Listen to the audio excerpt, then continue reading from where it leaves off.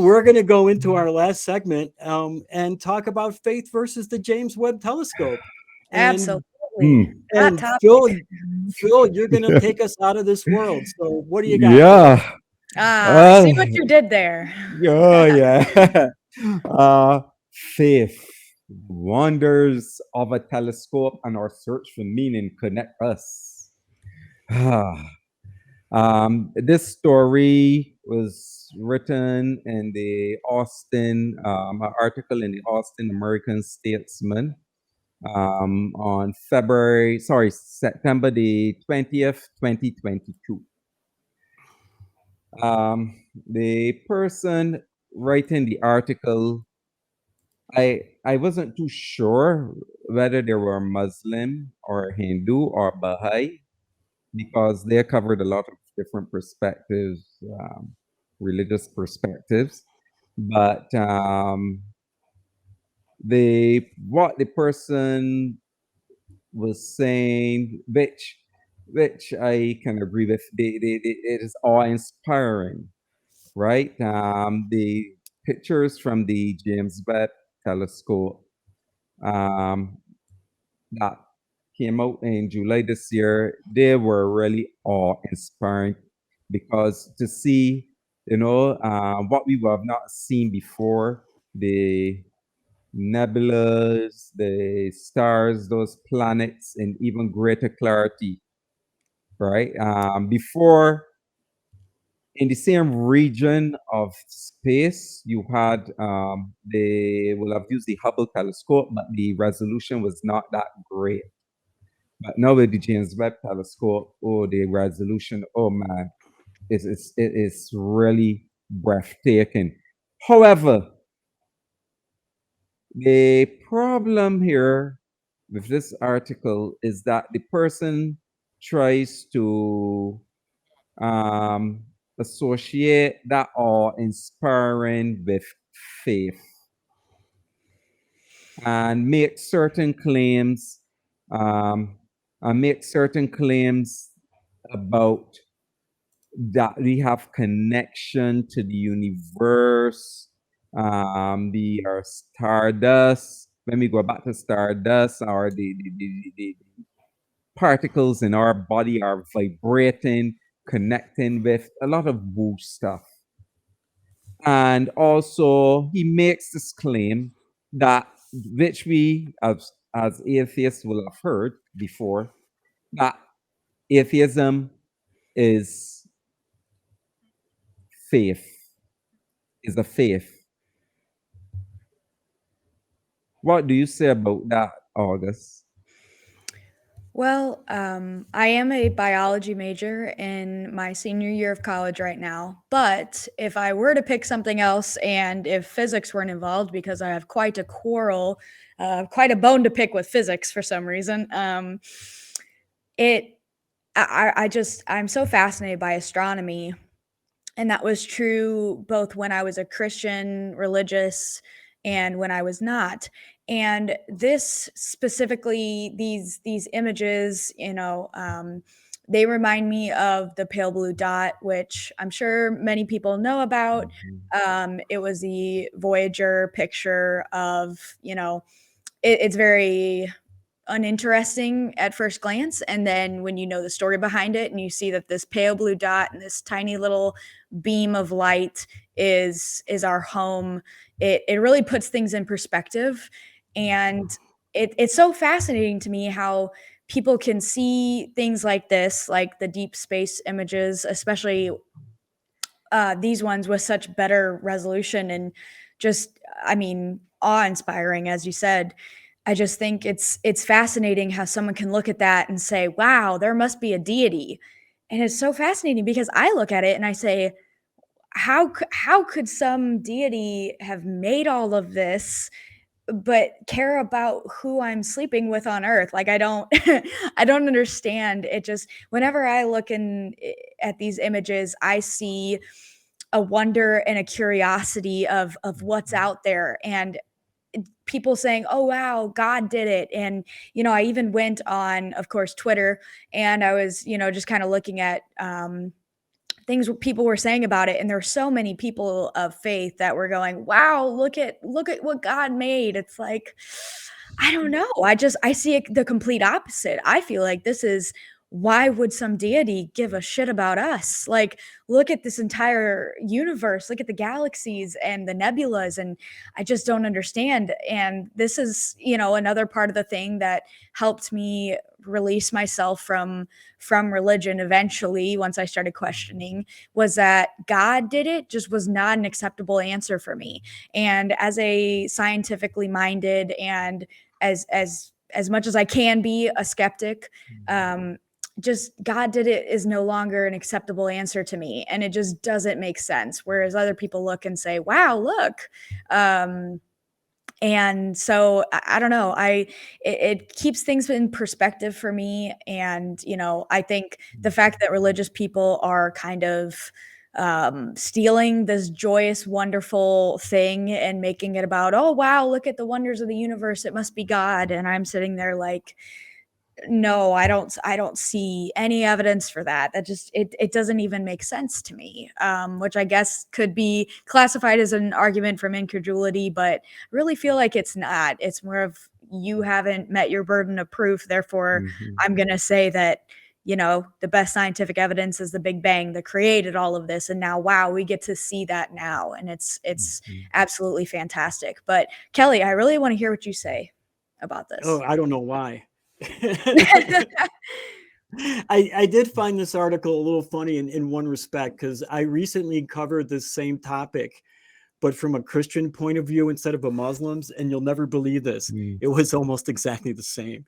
And it sort of pointed out to me that people will see what they want to see in something, even if it doesn't appear to be there. And I'm always surprised that people have to find something else besides the incredible wondrousness of the universe that's just right there, right? And that to me accounts for all the awe that that wondrousness evokes. I can't say that word today. And it blows me away that there's so many theists that have to equate these photos to their beliefs, as you said, so many of them saying that they seen their God in the photos, or look what my God did.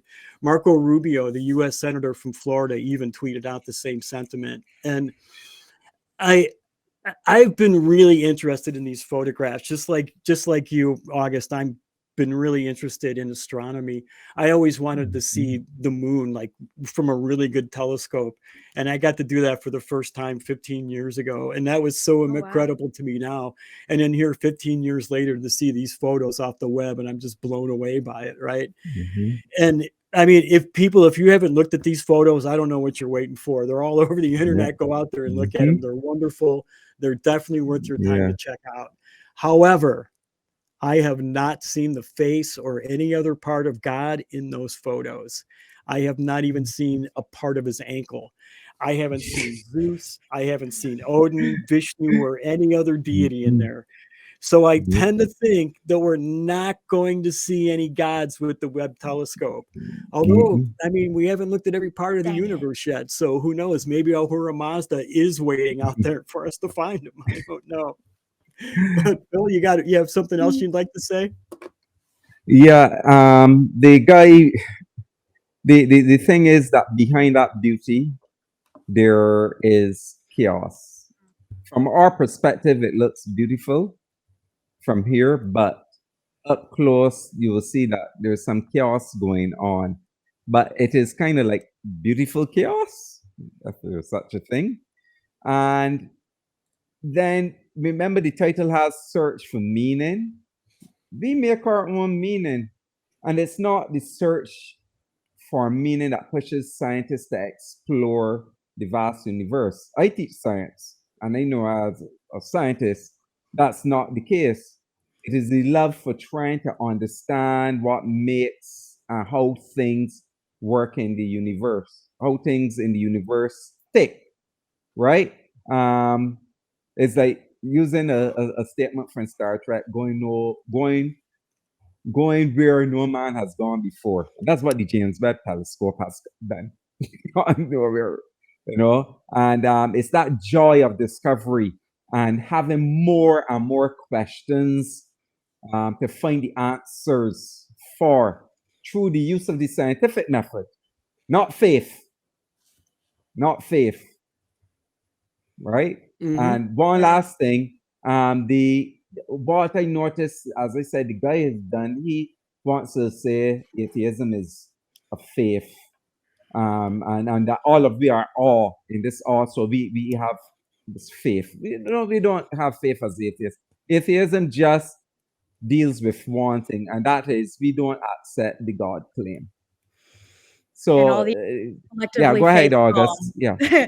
All the I was going to mention that too. If you read the whole article, at some point he does try to claim that atheists have faith too, or that age old comment they like to say of, I don't have enough faith to be an atheist. I'm like, you keep saying those words. I don't think you know what they mean.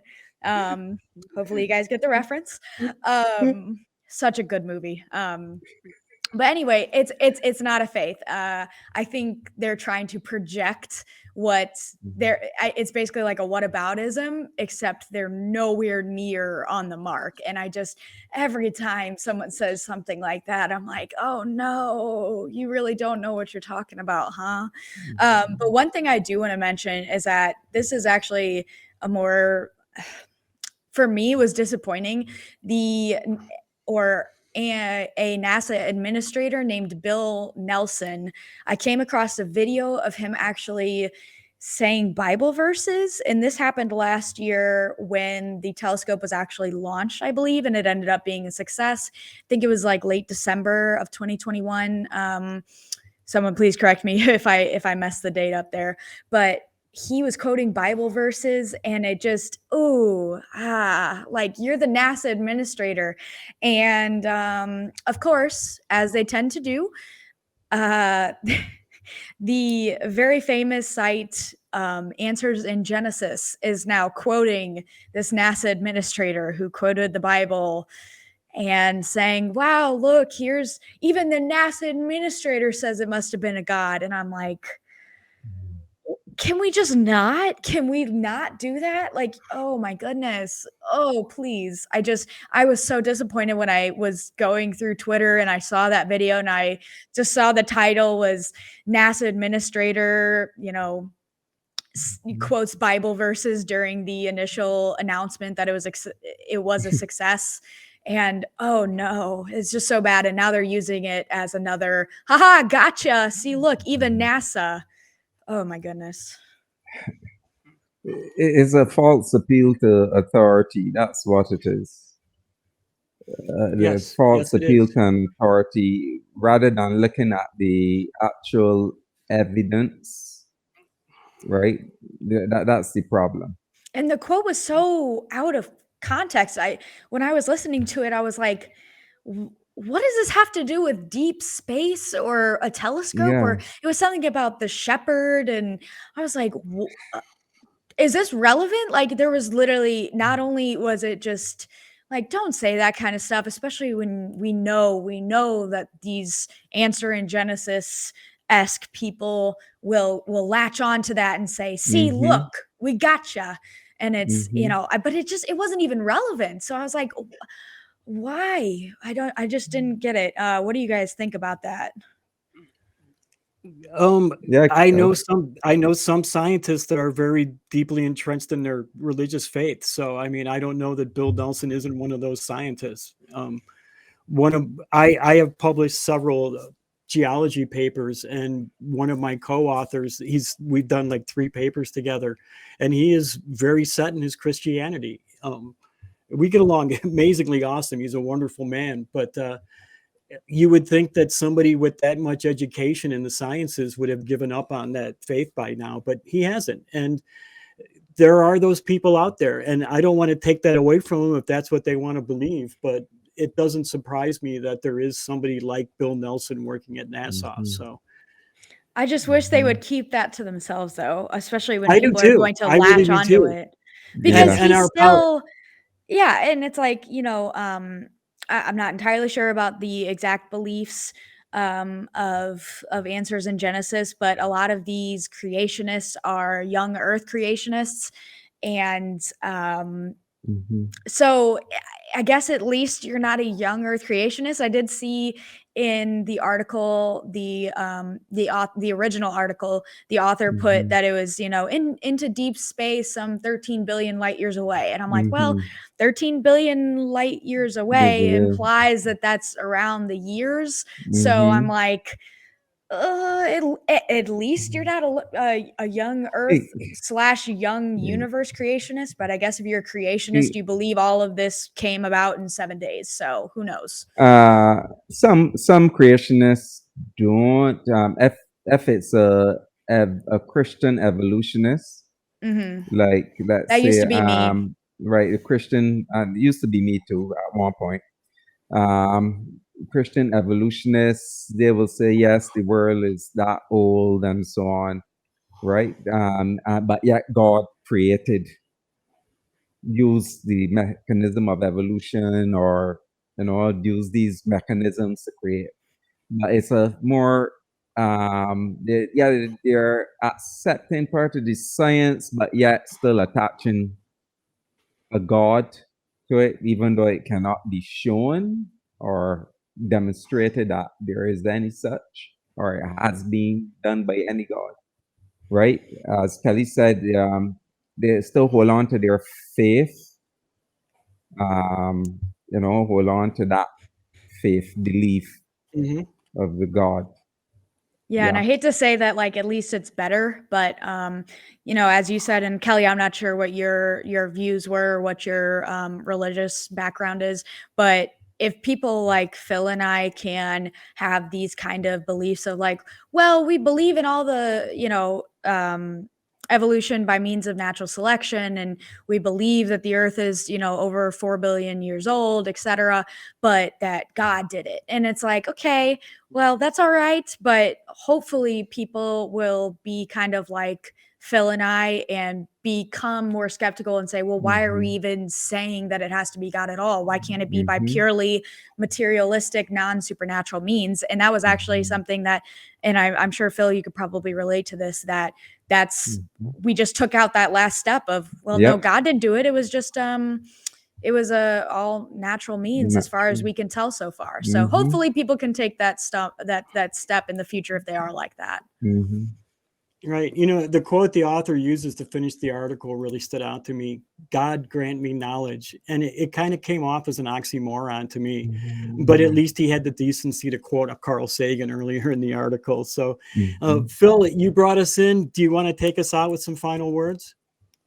Well, the thing is that the thing is that we know that there are some persons who, yes, they have PhDs, doctorates, and whatever, but sometimes faith gets in the way, and they attach to things that it doesn't even equate, it doesn't even link with, faith and science does not go really together, right? It does not go together, unlike what this guy was trying to say. So it's that magical thinking and actual hard-based science, no, it would not work. Right. Yeah. Well, thanks. Appreciate that. I felt like we had a really good show today. We got to travel from Georgia to Louisiana to Cuba to out of this world. I had a great time with you two today. And August, one thing I wanted to get back to, if people wanted to learn more about what was happening, the plight of the kids at that school down in Louisiana, what was that website again? Oh boy, you're gonna get me riled up again. No, I'm joking. So it is called Day of Nope. DAYOFNOPE.com. And if you go to that website, like I said, they have some updates on the news and just separate links for you to check out, and possibly they'll publish the stories of the victims of that fateful day. But Yeah. Whew, I'm going to stop before I get on my soapbox again. All right. Thank you so much. Phil, it was really a pleasure meeting you. I had such a great time working with you today. And you too, August. I really did. I'm so glad I was here with both of you today. So thank you both. I appreciate it. Thanks for having You're us. welcome. You did Thanks for fantastic, having us, Kelley. and you did really well.